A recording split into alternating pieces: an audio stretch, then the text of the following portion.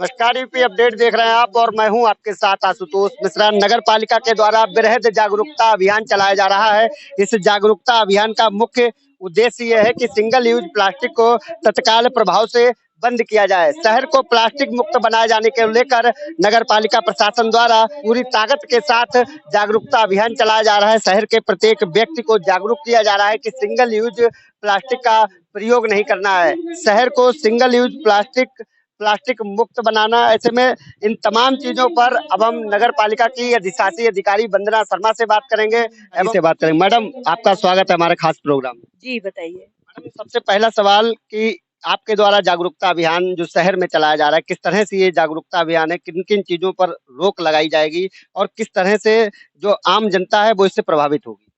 मैं आपको बताना चाहूंगी कि पर्यावरण को जो नुकसान दे रहा है इस समय सबसे ज्यादा प्लास्टिक प्रदूषण है। और प्लास्टिक प्रदूषण में जो प्लास्टिक आती है सिंगल यूज की प्लास्टिक आती है, जिसमें आपकी क्रॉकरी हो जाती है। आजकल आपने देखा एक बहुत अच्छा चलन चल गया है, किसी भी पार्टी फंक्शन छोटा सा भी आप कार्यक्रम करते हैं तो पहले आप देखते थे कि पुराने जमाने में स्टील की क्रॉकरी यूज होती थी, अनब्रेकेबल होती थी, बट अब क्या आ गया है कि प्लास्टिक की क्रॉकरी आ गई, जिसमें चम्मच, कांटे, प्लेट, ग्लास, उसमें पानी पिलाना, कोल्ड ड्रिंक पिलाना और उसके बाद इधर-उधर फेंक देना। तो वो जो प्लास्टिक है वो पर्यावरण को कई तरीके से नुकसान पहुँचा रही है। हवा में घुलनशील हो गई है, ज़मीन के अंदर पानी में घुलनशील हो गई है। जो ज़मीन के अंदर जमने से क्या पता जो हमारे यहाँ जो पैदावार है उसके अंदर घुल के आती है। तो किसी न किसी रूप में ये मानव जीवन को प्रभावित कर रही है, हमारे पर्यावरण को नुकसान पहुँचा रही है। तो चूँकि हमारी पुरानी सभ्यता में भी सब लोग स्टील के बर्तन, मिट्टी के बर्तन और कपड़े के थैले का यूज़ करते थे, तो हमारा पर्यावरण कहीं अधिक ज़्यादा साफ रहता था। आज के में हम लोगों ने ये एक मूर्खता ही कहनी चाहिए कि हमने प्लास्टिक का उपयोग को बढ़ावा दिया अपने जीवन में। अपनी जो पुरानी आदतें थी वो बदल के एक आसान आदतों को हमने ले लिया, लेकिन उसके दुष्परिणाम हम लोग नहीं जानते थे। आज जो इतनी भयावह स्थिति उत्पन्न हुई है पूरे विश्व में, सारा विश्व इसमें अब लगा है कि इस तरीके से इसको कंट्रोल किया जाए। तो कई मानक बनाए गए पूर्व में भी कि 50 माइक्रोन, 25 माइक्रोन, अब 100 माइक्रोन तक की प्लास्टिक बैन है। और हम तो ये कहेंगे कि किसी भी तरीके के प्लास्टिक का यूज़ करना ही नहीं चाहिए। जहाँ उसका जो भी हमारे पास विकल्प है, अगर हम थैला अपने घर से लेके जाएँ, तो प्लास्टिक का बहिष्कार कर सकते हैं। स्टील के बर्तनों को बढ़ावा दें, तो हम प्लास्टिक की क्रॉकरी का उसको खत्म कर सकते हैं, बहिष्कार कर सकते हैं।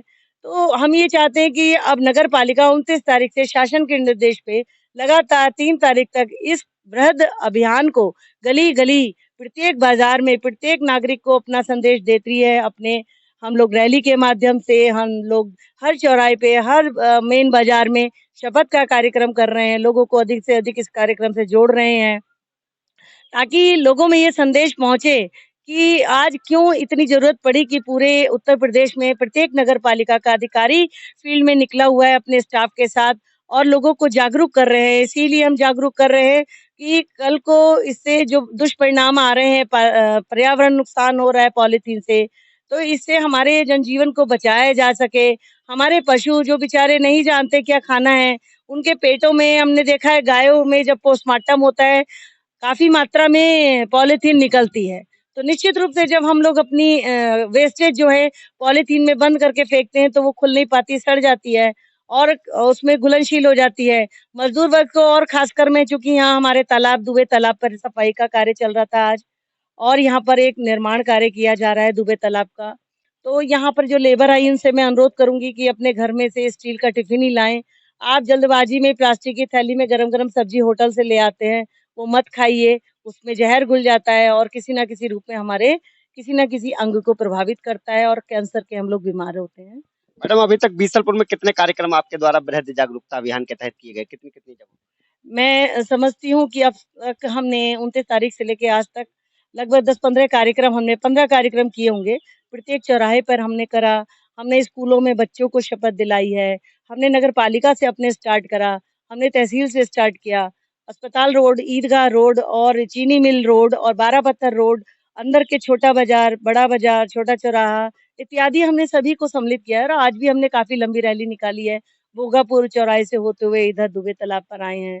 तो हमारा ये है कि कोई भी कोना ना छूटे और कल हम इसकी एक बहुत बड़ी एक प्रदर्शनी लगाने जा रहे हैं, जो हमारे माननीय जिलाधिकारी ने सभी स्कूलों को निर्देश दिए हैं कि जो भी रिसाइकिल चीजें हैं, यानी जो हमारे अनुपयोगी वस्तुओं से हमने उपयोगी वस्तुएं बनाई हैं, उनकी एक प्रदर्शनी हम एसआरएम इंटर कॉलेज में लगा रहे हैं।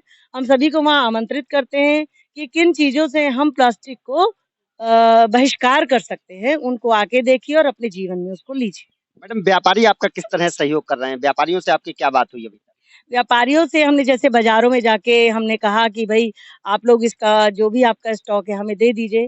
फिलहाल नगर पालिका में तो अभी तक कोई नहीं जमा करने आया। हमने कहा कि आप दे दीजिए और फिर अगर जुर्माने से आप दंडित होंगे तो वो अच्छा नहीं लगेगा और एक एक बहुत महत्वपूर्ण योगदान रहेगा एक पर्यावरण को बचाने के लिए।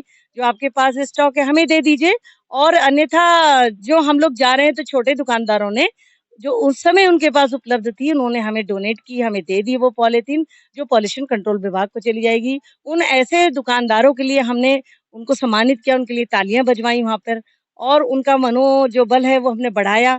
हमने उनसे कहा कि अपने साथियों को भी इसी तरह प्रेरित कीजिए। तो ये हमारा प्रयास रहा है और मैं समझती हूँ काफी हद तक सफल रहेगा। मैडम, 3 दिन हो गए अभी जागरूकता अभियान चलाते हुए, क्या कुछ इसका बाजार में असर दिखाई दे रहा है अभी?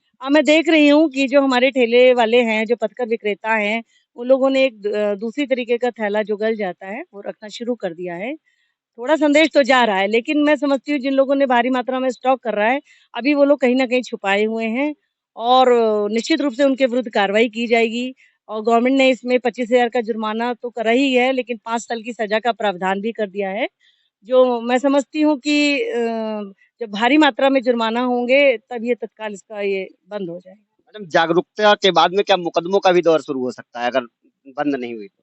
निश्चित रूप से देखिए अब जब ये हमारे सरकार इसके लिए प्रतिबद्ध है कि हमें सिंगल यूज प्लास्टिक बैन करनी है तो कठोर से कठोर कदम अब उठाए जाएंगे। अब उसमें चाहे एफआईआर हो, चाहे वो जेल हो, चाहे वो जो भी हमें कुछ करना पड़ेगा इसको बंद करने के लिए वो हम करेंगे। हम सरकार के साथ हैं, उनके दिए गए जो प्रतिबद्धता है उसको हम निश्चित रूप से करेंगे। 3 जुलाई के बाद नगर पालिका फॉर्म में दिखाई देगी, फिर तो किस तरह से कार्रवाइयाँ शुरू होंगी? देखिए उसकी रणनीति बनाई जा रही है, जैसे-जैसे हमें निर्देश मिलेंगे उसी रणनीति के तहत हम लोग काम करेंगे।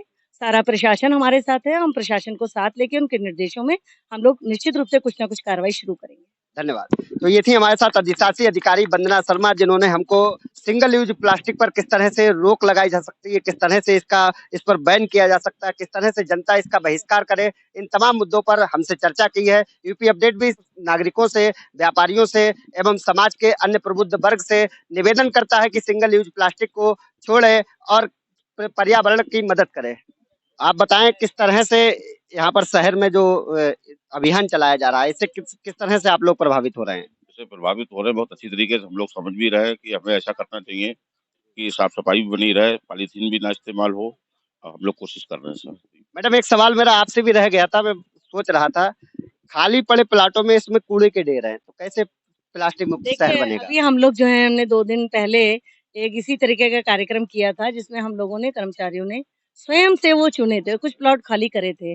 लेकिन एक साथ ये संभव नहीं चूँकि जन जागरूकता है। हम एक बेहद अफ़सोस मुझे इस बात का हुआ कि चूँकि मैंने संभ्रांत नागरिकों को और जनप्रतिनिधियों को भी सूचना दी थी कि इस कार्यक्रम को सफल बनाने में अपनी सहभागिता दें। अफ़सोस है कि कहीं से हमें उस तरीके का सहयोग नहीं मिल पाया। लेकिन फिर भी हमने हिम्मत नहीं हारी है, हम अपने स्टाफ के साथ इस कार्यक्रम में जुटे हुए हैं। धन्यवाद।